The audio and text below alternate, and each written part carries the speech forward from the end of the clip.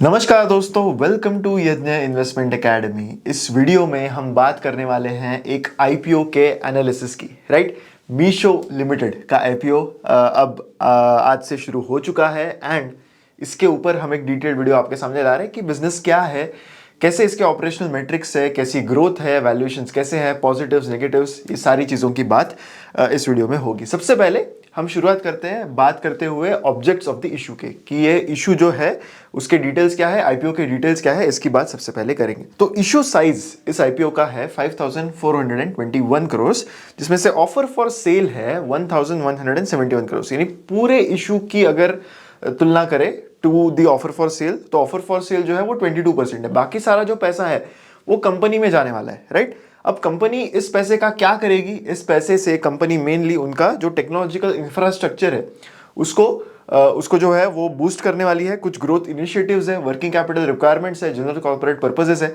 कुछ उनको अपने एआई एंड मशीन लर्निंग से रिलेटेड स्टाफ जो उनको आगे चलकर लगने वाला है उसके रिलेटेड जो सैलरीज है वो सारे एक्सपेंसेस इससे कवर होंगे। तो ये सारी चीज़ों के लिए कंपनी बेसिकली जो फ्रेश इशू है उसके पैसे यूज करने वाली है। अब कुछ पोर्शन ऑफर फॉर सेल भी है। राइट, अब ये ऑफर फॉर सेल में कौन अपने शेयर्स बेच रहा है? तो प्रोमोटर्स जो है कंपनी के, विदित आत्रे एंड संजीव कुमार। इनके अलावा जो प्राइवेट इक्विटी इन्वेस्टर्स भी है इस कंपनी में, वो भी कुछ अपना जो पोर्शन है वो सेल करने वाले। बिफोर द आईपीओ जो प्रोमोटर्स है उनके पास अराउंड 19% शेयर होल्डिंग है।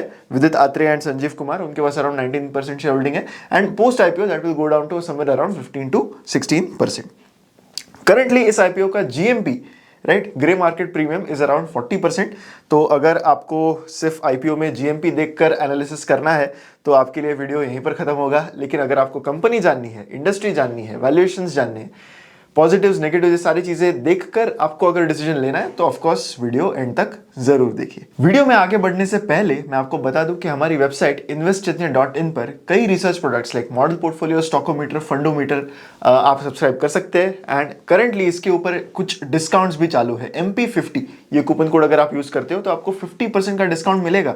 सो मॉडल पोर्टफोलियोज आप वहां पर जाके हमारे सारे 13-14 मॉडल पोर्टफोलियोज के मेथोडोलॉजीज चेक कर सकते हैं, परफॉर्मेंस चेक कर सकते हैं एंड उसके बाद एक डिसीजन ले सकते हैं whether you want to purchase these products or not। and like I said 50% का डिस्काउंट आपको मिलेगा अगर आप MP50 कूपन कोड यूज करते हो तो। अब कंटिन्यू करते हैं आईपीओ का एनालिसिस। सबसे पहले समझते हैं अबाउट दी कंपनी।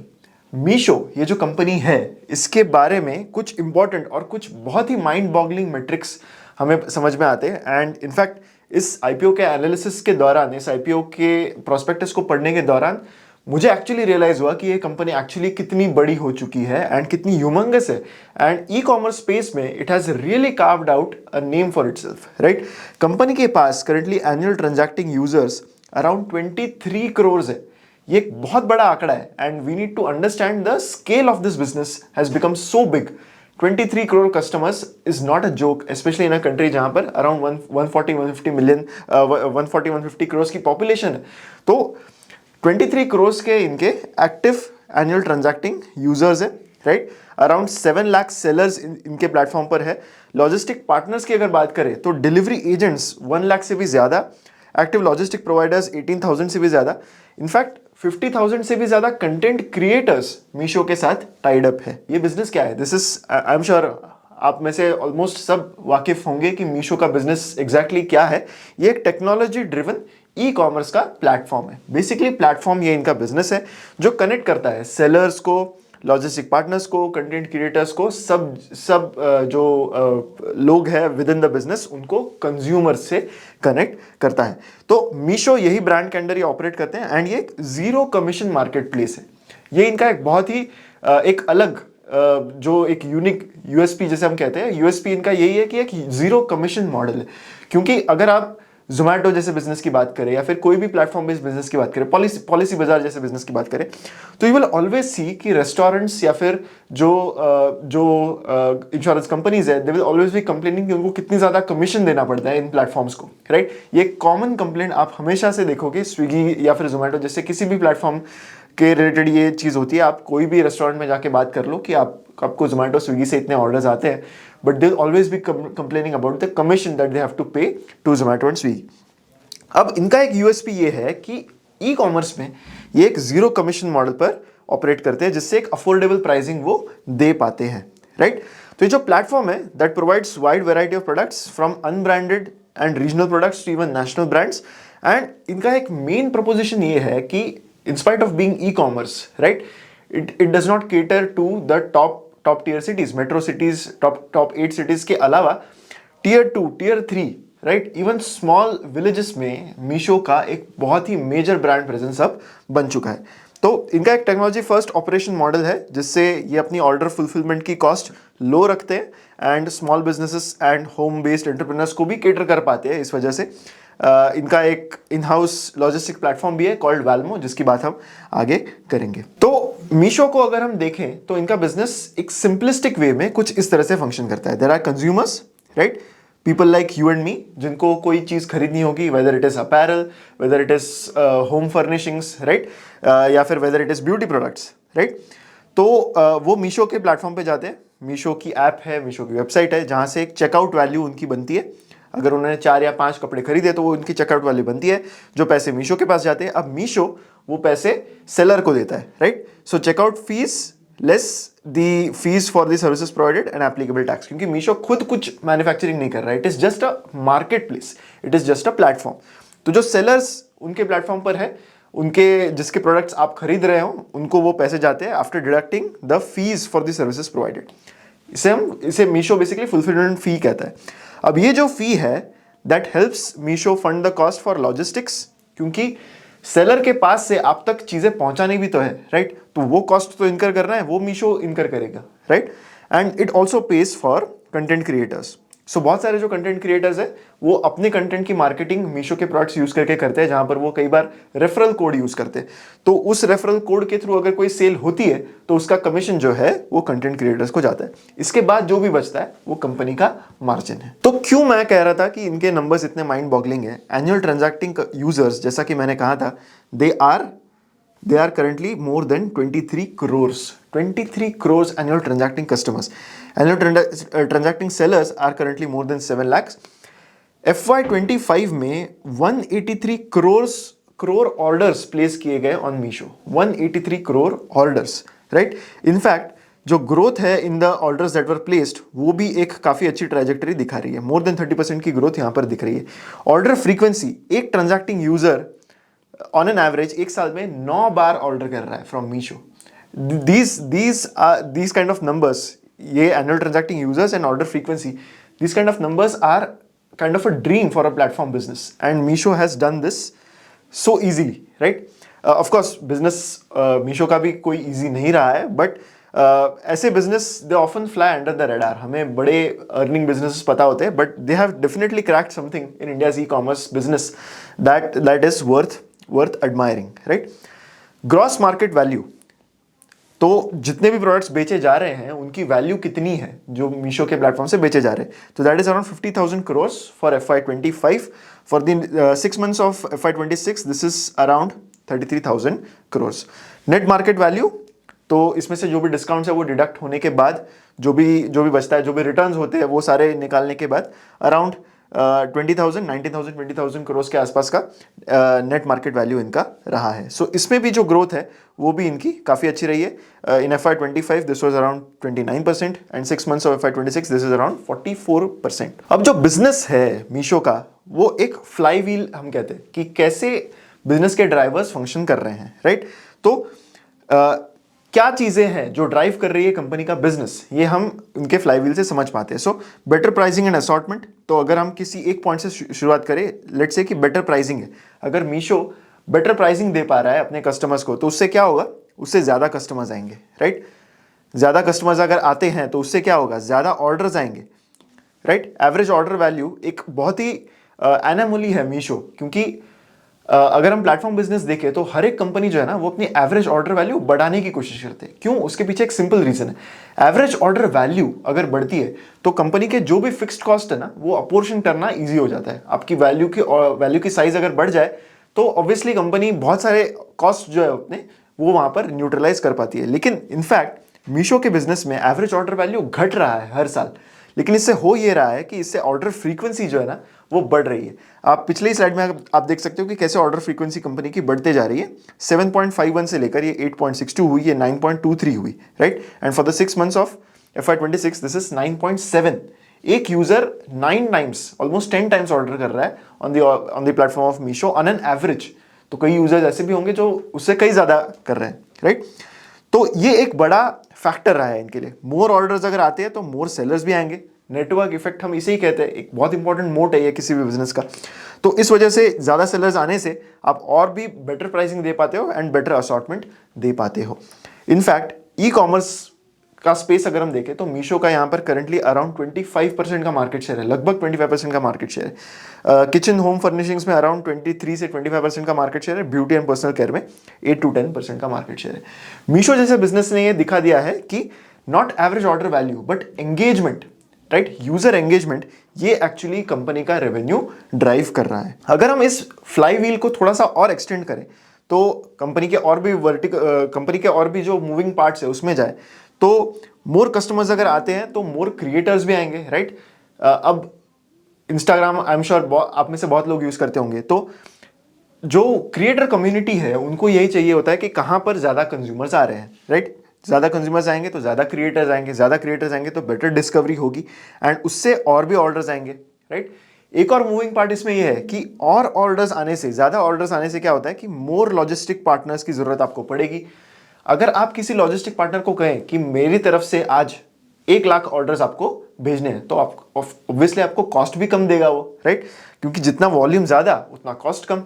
तो लॉजिस्टिक के कॉस्ट उनके घटेंगे, राइट, घटते ही जा रहे हैं। आप जैसे कि देख सकते हो कि जैसे जैसे कंपनी का रेवेन्यू बढ़ेगा उनके जो कॉस्ट है वो घटते जा रहे हैं। अगर कॉस्ट कम होंगे तो आप सेलर्स को और ज्यादा कॉस्ट का इंसेंटिव देके ऑनबोर्ड कर सकते हो, क्योंकि अगर आपके कॉस्ट घटने लगे तो आप और भी कम प्राइस में जो है आपके जो प्रोडक्ट्स है वो आपके प्लेटफॉर्म पर लगा सकते हो एंड इस तरह से ये फ्लाईव्हील जो है वो ऑपरेट करता है। So Meesho is actually telling us कि कैसे इनका बिजनेस इतना बड़ा हुआ है in spite of low average order value, क्योंकि लो एवरेज ऑर्डर वैल्यू से हो ये रहा है कि फ्रीक्वेंसी ऑफ ऑर्डरिंग बढ़ रही है। जब फ्रीक्वेंसी ऑफ ऑर्डरिंग बढ़ती है तो एक बिहेवियरल डेटा जो है ना वो बहुत रिच बिहेवियरल डेटा यहाँ पर बन रहा है। हर एक यूजर इतने बार ऑर्डर कर रहा है तो सोचिए आप कि कितना रिफाइंड इनका बिहेवियरल डेटा होगा। अगर डेटा आपका बहुत प्रिसाइज है, बहुत अच्छा है, तो इससे आपका लॉजिस्टिक्स का रूटिंग जो है ना वो इंप्रूव हो सकता है, क्योंकि लॉजिस्टिक्स में ही मेन इनएफिशिएंसीज होती है। तो लॉजिस्टिक्स अगर रूटिंग बेहतर होने लगा तो आपकी जो ऑर्डर कॉस्ट की आपकी पर ऑर्डर की कॉस्ट है फॉर द लॉजिस्टिक्स वो कम होती जाएगी। अगर ये कॉस्ट कम होती जाती है तो ज्यादा सेलर्स आएंगे, राइट, क्योंकि अब वो और सस्ते में अपने ऑर्डर्स जो है वो प्लेटफॉर्म पर डाल पा रहे हैं। और भी सेलर्स आएंगे तो उससे आपकी जो एवरेज ऑर्डर वैल्यू है वो और भी कम हो सकता है, क्योंकि अब आप और भी कम प्राइस में जो अपने ऑर्डर्स है वो प्लेटफॉर्म पर डाल पा रहे हो। So this is the basic how their business is basically being driven. अगर हम यूनिट इकोनॉमिक्स देखें मीशो का, अब हमें ये पता है कि कमीशन वो चार्ज नहीं करते, तो पैसे कमाती कैसी है ये कंपनी, ये क्वेश्चन शायद आपके दिमाग में होगा। सो जो रेवेन्यू है मीशो का that mainly comes from services to sellers such as order fulfilment service, यानी जो लॉजिस्टिक्स का कॉस्ट है वो खाली वो चार्ज करते हैं अपने सेलर्स को for delivery and return pickup as well. And इसके अलावा एडवर्टाइजमेंट ये कंपनी का एक रेवेन्यू, मेजर रेवेन्यू जो है वो ड्राइवर यहाँ पर बनता है। तो अगर एक ऑर्डर के पीछे average order value around 200-300 rupees के आसपास होता है, तो उसमें कंपनी का जो रेवेन्यू है, मीशो का रेवेन्यू है, वो अराउंड 50 से 60 रुपीज़ के बीच में होता है। अब वो पैसा मीशो को मिल रहा है, उसके लिए मीशो को क्या खर्च करना पड़ रहा है, उनको लॉजिस्टिक्स खर्च करना पड़ रहा है, right, cost related to placing the order. इसके बाद कंपनी के पास एक ऑर्डर के पीछे अराउंड 5 से 6 रुपए बच रहे थे। दिस इज इन FY23, वो अब 8-9 रुपए के आसपास पहुंच गए and for 6 months ended FY26 this is around 6 rupees again. But longer term अगर हम यहाँ पर देखें कॉन्ट्रीब्यूशन मार्जिन, तो वो अराउंड 8-9 रुपए का यहाँ पर होता है। This is for 6 months, 6 rupees is for 6 months. तो उस हिसाब से आप अंदाज लगा सकते हैं कि कैसे यहाँ पर ऑर्डर मैट्रिक्स इनके फंक्शन हो रहे हैं। सो अगर हम इंडिया का रिटेल मार्केट देखें तो वो अभी भी काफ़ी अनऑर्गेनाइज्ड है, लेकिन मीशो जैसा प्लेयर इसमें जो रिटेल मार्केट्स है, रिटेल सेलर्स है, उनको हेल्प करता है to bring that visibility to them. But still e commerce in India is still a very small market. FY22 में this was just 3% of the retail market, FY25 में 7% हो गया and expected है कि FY30 तक ये 12 to 13% होगा। So that shows कि ई कॉमर्स ये जो बिजनेस वर्टिकल है यहाँ पर 20 से 25% का इंडस्ट्री बेस्ड ही ग्रोथ यहाँ पर है। So that's a very high number. अब कंपनी की जो लॉजिस्टिक्स है राइट। मीशो की जो logistics that is handled by someone called Valmo. ये इनका इन हाउस डिलीवरी का असेटलाइट मॉडल है।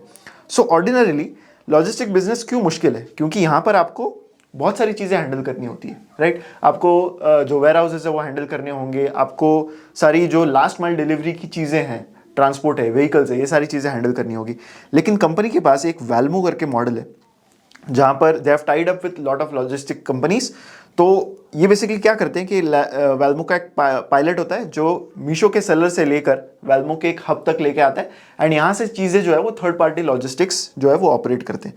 तो ये जो मॉडल था ये इनिशियली सिर्फ 2% था मीशो के टोटल ऑर्डर वॉल्यूम का इन FY23, जो अब बढ़कर 65% हो गया है। The whole point of Valmo is कि लॉजिस्टिक्स को और सिंपलर बनाना है और लेस कॉम्प्लेक्स बनाना है, और जो कॉस्ट है वो जितनी बचाई जा सके उतनी बचानी है, राइट। इसके अलावा कंपनी के पास इतना सारा डेटा है about their user behaviour which actually helps them to reduce their logistics cost. अब आते हैं प्रॉफिटेबिलिटी पर, राइट। कंपनी का जो कॉन्ट्रीब्यूशन मार्जिन है आप यहाँ पर देख सकते हो टेबल में, वो काफ़ी कम है, right. Company prides itself on having no or zero commission model, right? पर ये इस वजह से होता ही है कि आपकी जो कंट्रीब्यूशन मार्जिन है वो ऑब्वियसली हमेशा से कम होंगे। अब कंट्रीब्यूशन मार्जिन में से आपकी स्टाफ की सैलरी जाती है, राइट, आपके एडवर्टाइजमेंट एक्सपेंसेस जाते हैं, बहुत सारे जो इनडायरेक्ट एक्सपेंसेस है आपके बिजनेस में वो जाते हैं। उसके बाद करंटली कंपनी का जो एबिडा है that is still negative, right, that is still negative. ये कंपनी के लिए करंटली एक कंसर्न होगा, एंड इस वजह से कंपनी की प्रॉफिटेबिलिटी जो है वो करंटली नेगेटिव है। नेक्स्ट बात करते हैं वैल्यूएशंस की। वैल्यूएशंस कैसे हैं, राइट। अब सबसे पहले वैल्यूएशंस पर जाने से भी पहले हमें अगर कंपनी को कंपेयर करना है विद एनी अदर बिजनेस, तो हम इसको किस इंडस्ट्री में क्लासीफाई करेंगे। क्या एक प्लेटफॉर्म बिजनेस है, क्या ये एक लॉजिस्टिक्स कंपनी है, क्या ये एक रिटेल बिजनेस है, या क्या ये ई कॉमर्स बिजनेस है। तो प्रॉब्लम यहीं से शुरू होता है कि कंपेरेटिव पीयर कौन हो, ये बिजनेस एग्जैक्टली क्या है, राइट। सो कंपनी अब तक तो प्रॉफिटेबल नहीं है, तो आप पी या फिर ईवी बाय EBITDA ऐसे मेट्रिक्स यूज नहीं कर सकते। ऑब्वियसली यहाँ पर प्राइस टू सेल्स देखना होगा। अब जिस वैल्यूएशंस पर कंपनी IPO ला रही है they are at a price to sales of around 5 times, जबकि बाकी सारे जो लॉजिस्टिक्स प्लेयर्स है, most logistics players they trade at a valuation between 2 to 4 times of their sales. तो अगर हम लॉजिस्टिक कंपनी से कंपेयर करें तो obviously these valuations look a bit premium compared to those. अब हम इस एनालिसिस को क्विकली समराइज कर लेते हैं पॉजिटिव्स और नेगेटिव्स के थ्रू। पॉजिटिव्स की बात करें तो कंपनी की जो मार्केट ग्रोथ है वो क्लियरली काफी स्ट्रांग है। ये बिजनेस मॉडल बहुत स्केलेबल है क्योंकि यहाँ पर आपको खुद के एसेट्स ज्यादा लगाने नहीं है, राइट। प्लेटफॉर्म ही आपका सबसे बड़ा एसेट है। पॉजिटिव कॉन्ट्रीब्यूशन मार्जिन है यहाँ पर, in spite of so many things that you need to get right. Currently company का एक सस्टेनेबल बेसिस पर कॉन्ट्रीब्यूशन मार्जिन जो है वो पॉजिटिव है। यूजर बेस बहुत ही बड़ा है, right, 23 crore plus user base है यहाँ पे, एंड इनफैक्ट कंपनी का जो कैश फ्लो है वो भी काफी स्ट्रांग है। FY25 में in fact cash flow from operations was positive for the company, mainly because of working capital जो कंपनी के लिए काफी फेवरेबल रहा, but it remains to be seen कि क्या ये ट्रेंड जो है वो सस्टेनेबल है या नहीं। वहीं अगर हम नेगेटिव्स की बात करें तो कुछ बहुत ही इंपॉर्टेंट पॉइंट्स यहाँ पर है। सबसे पहला ऐसा पॉइंट है कि जो dependency on cash on delivery वो कंपनी के लिए काफी ज्यादा है।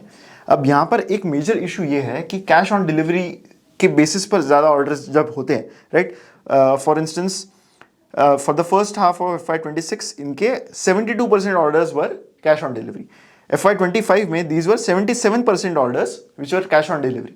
तो कई बार कैश ऑन डिलीवरी में जो यूज़र है वो अपने जो कस्टमर है वो फाइनल ऑर्डर जो है वो एक्सेप्ट नहीं करता। तो ऐसे में ये कंपनी के लिए खर्चा हो गया क्योंकि वो ऑर्डर उन्होंने कस्टमर तक लाई, इसमें सारे लॉजिस्टिक कॉस्ट कंपनी को इनकर करने पड़े, राइट। तो इसका रेट, कैश ऑन डिलीवरी का रेट ज़्यादा होने से ये एक मेजर रिस्क यहाँ पर होती है, जो कई बार ऑपरेशनल एफिशिएंसीज को जो है वो यहाँ से बढ़ती है, ऑपरेशनल एफिशिएंसीज बढ़ती है, and risk of cash handling ये भी यहाँ पर बढ़ जाती है। एक और चीज़ है कि डिपेंडेंसी ऑन थर्ड पार्टी जो है ना वो भी यहाँ पे इस बिजनेस में काफ़ी ज़्यादा है क्योंकि आप लॉजिस्टिक्स के लिए रिलाय करते हो ऑन लॉजिस्टिक प्रोवाइडर, राइट। तो ऐसे में जो भी इनएफिशिएंसीज अगर होती है सिस्टम में, राइट, लास्ट माइल डिलीवरी के चैलेंजेस अगर रहते हैं यहाँ पे, तो that can be a problem for your business. And of course आपका जो बिजनेस है that is actually hinging on lot of factors being correct. ये एक बड़ा रिस्क यहाँ पर है, जैसे RTO यानी रिटर्न टू ओरिजिन। जिसे हम कहते हैं रिटर्न टू ओरिजिन। तो रिटर्न टू ओरिजिन जो है ना वो कम होना चाहिए। इसका मतलब क्या है कि कोई ऑर्डर किसी कस्टमर ने प्लेस की एंड इवेंचुअली उसने वो एक्सेप्ट नहीं की, राइट। अब वो ऑर्डर वापस सेलर के पास जाएगी, वो जो गुड्स है वो वापस सेलर के पास जाएंगे। तो ये लो रहना बहुत इंपॉर्टेंट है, राइट। वरना आपके जो भी मार्जिन है वो एक्चुअली निगेट हो जाएंगे, right. So RTO has to be low. Fulfilment cost जो है ना वो जितनी कम हो उतना बेटर होना चाहिए। एंगेजमेंट बहुत ज़्यादा हाई होनी चाहिए आपके प्लेटफॉर्म पर। ट्रैफिक हाई होना चाहिए। कस्टमर एक्विजिशन कॉस्ट कम होनी चाहिए एंड कंट्रीब्यूशन मार्जिन जो है वो भी स्टेबल होना चाहिए। तो ये सारी चीज़ें जब होंगी तभी आपका बिजनेस ग्रो होगा एंड बढ़ते रहेगा, राइट। इन सब के अलावा ऑफकोर्स वैल्यूएशन की बात तो हमने वीडियो में इससे पहले करी ही थी। इसी के साथ ये वीडियो हम यहीं पर कंक्लूड करते हैं, जहां पर हमने कोशिश की कि हम मीशो के बारे में आपको एक डिटेल्ड वे में समझाएं कि आईपीओ जो है वो ओवरऑल ये कंपनी कैसी है, ये आईपीओ कैसा है, क्या वैल्यूएशंस है, क्या पॉजिटिव्स है, क्या नेगेटिव्स है। मैं आशा करता हूं कि आपको इस वीडियो के थ्रू काफ़ी इंसाइट्स मिले होंगे। अगर ऐसा है तो वीडियो को लाइक करना मत भूलिए एंड शेयर भी करें वीडियो को विद मैक्सिमम पीपल। ऐसी वीडियोज़ के लिए हमारे चैनल पर बने रहें। मिलते हैं अगले वीडियो में। Thank you so much.